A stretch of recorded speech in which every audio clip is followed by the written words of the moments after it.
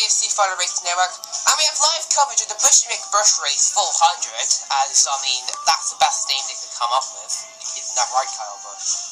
Anyways, 37 drivers, I'll repeat that again. 37 drivers are here today competing in this racetrack, but only one knows they'll win today. Like, if we will have two of them, they're all not going to win anyway, so, yeah. Anyways, race fact for this race, Kyle Busch, the real life winner of this race, gets started on pole for Gasly. I don't know why, but, yeah. And Kyle Larson, well, he was so close to winning this in real life as well, so can he get redemption and win this race? Same as Blaney, but he starts deeper in the field today, so, yeah. That means we also got three new drivers as well in the series, beating McLaren in the 78 for Live Fast Motorsport for their first career start in the series. And then we have the two wreck guys who just love spinning all wrecking cars out and wreck the South somehow. Cody Ware and one else, so I dare to goodness what they're going to do today, so, yeah. Anyways, let's get into Command and find this entrance, and now please welcome Southeast Cup Series. Gentlemen, start your engines. Thank you, Southie, for doing the command. I hear your race fastest of 37 drive, but that is the most we've had in a very long time. 8 lap, yes, it's going to be an 8 lap, not 5 laps. Shocker, to be exact. Bigger 5, there's a 5% chance for him, but that's technically for 0. Kyle Busch and Post said before, and we're about ready to get this race started, so we're going to go green. And the green's that way, underway here at Kansas, Busch to the lead with his other two teammates behind him, and also Bell's up front. And we've got a crash, just Cody Ware and Quinnoff, who's surprised? So here's the replay of this wreck, and see it like Quinnoff, he just wrecks Cody Ware, he just dumped him, and Chastain has nowhere to go, he sat at the back of the practice crash, and just gets involved. And Stenhouse, he's beat Stenhouse and turns Alfredo. The second time this year he's done that. Remember back in Dover he did that, so... Yeah, who's for Alfredo, really, say that? And now the two idiots right now are just out of the race. They're finally out, so we have peace at last, and we didn't even complete even a half a lap, and these two have already found themselves in the wall. It's like their first start. I would have thought they might have to keep going, probably I don't know, lap 4, and then maybe have some issues. Well, that one was the deal. Alfredo on pit road, but then again, he's only our first tires, he's like survival. And Chastain, poor Chastain, he had to go to the back of the field after he had a practice crash. Just got involved, and now he's out already. All thanks to these two idiots. Anyway, not much change in the top 10. Kyle Busch is still the race leader, you can see where you are right now in the field, so, yeah. I was going to show Byron's also making a couple around the already from the side of the back. Good for him. Anyways, we're heading back to the green flags sooner or later, but I think we do it right now, I guess. The flag is back out, yeah, the green flag's back on there, really. As the cars fly out in the front straightaway, and you can see who your driver is, and Kyle Busch is already up to a lead, and Larson up to second after a pretty dismal start to his turn back to the CFC Cup Series. Larson's managed to up to second place, but Elias managed to stay back to the inside. We got all the other 5 with in turn 3 and 4. Bell had a good one. Now Kyle Busch already in that traffic lapping down Frodo, McLeod, and a couple others now going to lap down Custer, Priest, and a lot of others. He's about second. Elliott now inside Larson, he'll take it. And Chase Elliott now the second place. It's Kyle Busch on board with him right now, so he's lapped down a couple other drivers. And now he's trying to lap down Schwartz and Tyler Wagon. They'll now go lap down. The little fiber here, oh, and Busch are loose in the corner, and the guy that's going to pay for it goes in the wall, and now he gets turned back. Gustafsson deals a great save. Oh, and the last spin, it's Chase Briscoe and gets in the Corey LaJoy as a 360. Let's just analyze this last lap. So yeah, Busch just gets loose into the corner. No, he gets in the bump of Campbell. And then Gogo gets into the wall and then just hits it. And then tries to get down pit road. Then his teammate, he can't go down his teammate. He just goes there. But a great save by Joe Logano to keep it off anything, really. And goes to the pit road. Great save by them, though. And then you come out here, Busch is like down. Here comes Briscoe. He gets loose on the pulley under roller, spins down the bottom, and Call of Joy does nowhere to go. Try to miss them, but doesn't. Gets clipped by him. Look at this save by Call of Joy. Look at the save. Is he gonna hit? Is he gonna hit it? Just barely misses the wall. A great save by Call of Joy right there, but tough break for him and Briscoe though. So they're gonna have to go to pit road then. With this caution coming out, the leaders have decided to come down pit road. Well, most of the leaders, some stayed out. We'll get to them soon. Recently, Kyle Busch came in, and pretty much the whole top 5 came in. Ty Dillon also coming in. The rest of the field is also coming in as well. And, good for them. But 4 drivers will stay out, which is very risky because that field might not last the whole race. Christopher Bell stays out on the racetrack. Cale Campbell will stay out. Brad Keselowski stays out. And Kurt Busch as well will stay on the racetrack.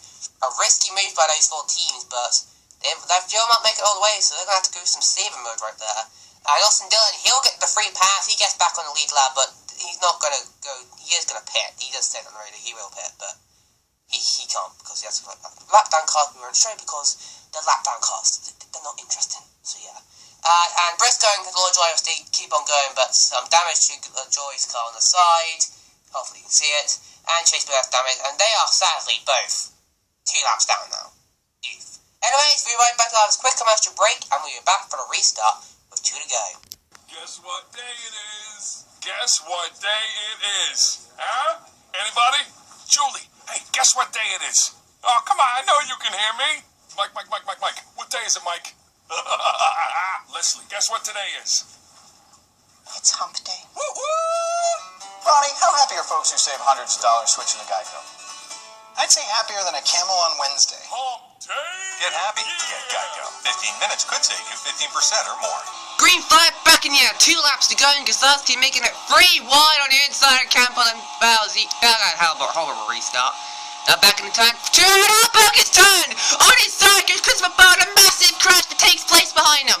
Campbell, Larson, Elliott and Bell gets back on all 4 wheels. Several cars were taken on this, but we're going to look at the replays here. Bell, he thinks he's clear, but he is not clear, and he goes hard into the right here. Campbell, nowhere to go. Kurt Busch, nowhere to go. Look at Alex Bond, he barely misses Vex somehow. I'm not going to ask how he won. And Elliott, nowhere to go. Larson, nowhere to go. Harvick, nowhere to go.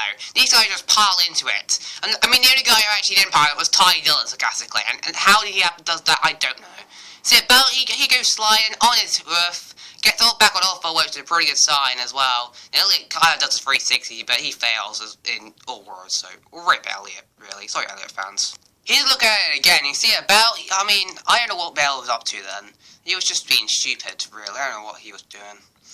He's Bell, what do you think? I'm not going to explain it, really. Just Harvick and, you know, and here's back here, you see Daniel Suarez goes up into the grass. I have no idea what happened to Daniel there, but he might have been turned by someone trying to check up, but I don't know, but just a vicious crash from the back straightaway. I mean, Bell, I'm just happy he's alright, just got out of his car as well. Here he is in full speed, and, just a hard hit for Christopher Bell. Luckily all the drivers got out their cars or driven away from the scene, so that is a good sight to see right there. And it's always a really good sign to see a driver who had a very bad crash get out his car, and that's to the side of Christopher Bell right now, getting out of his car. He looks to be alright, looks like taking a breather down there, safety crew. Hopefully get him to the info caster, just check him out, just in case something bad happens to him, hopefully nothing did. Everyone else who didn't get out the wreck while they're 10 towed away, same with Kyle Larson, he's had some dismal luck so far on his return. Daniel Suarez doesn't get towed away, I don't know what happened to him, but you probably know, I wouldn't tell you what happened, but still. Kevin Harvick, he drove back to the garage, so he's done. Chase Elliott gave him a pair, a great day for the 19, but the outcome they came with did not work out, so yeah. Anyways, we're like 12 cars on the lead lap now, because Rick South Jr. got the free pass somehow, he's back on the lead lap, but I don't know how long it would take, because we only got 12 cars now left on the lead lap, so this will be interesting, because Lasky's still staying on the racetrack. I don't think he's going to make it on field probably, so, because that's going to have to hope for the best really, so, yeah. Anyways, we'll be right back after another quick commercial break, and we're back for the restart. Overtime attempt number 2, 2 to go in the race.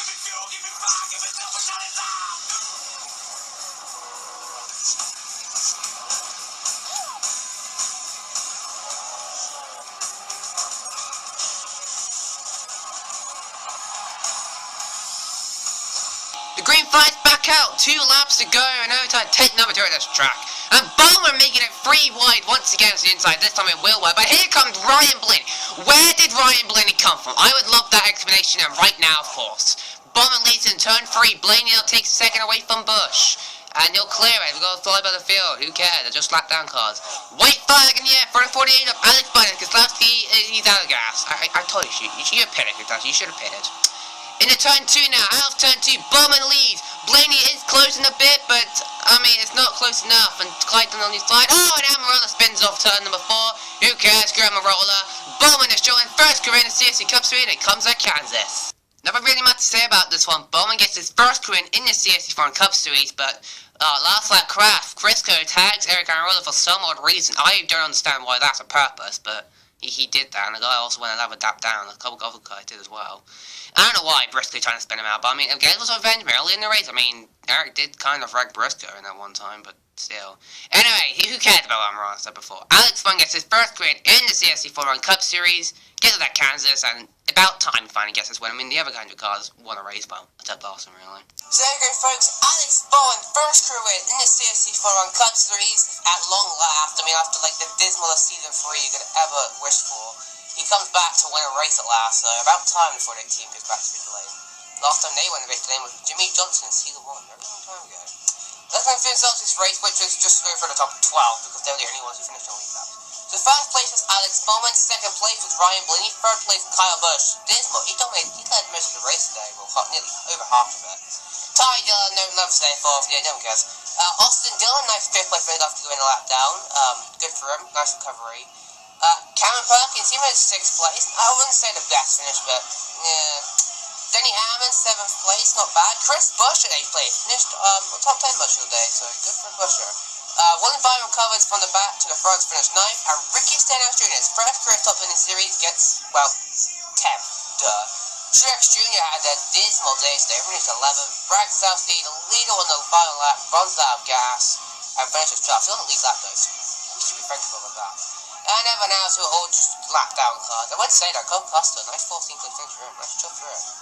And Eric, well, he spun out, but he still finished the race, so, but one lap though, so, yeah. So, congratulations to 48 team once again on their win today, and Formation racing never got the win. I think it's like his 97th Formation win, so, good for him. Anyway, this is my series, never sign out from your Kansas Motor Speedway, and once again, congratulations to the 48 team of Alex Bowman for winning the Buschy McBusch race,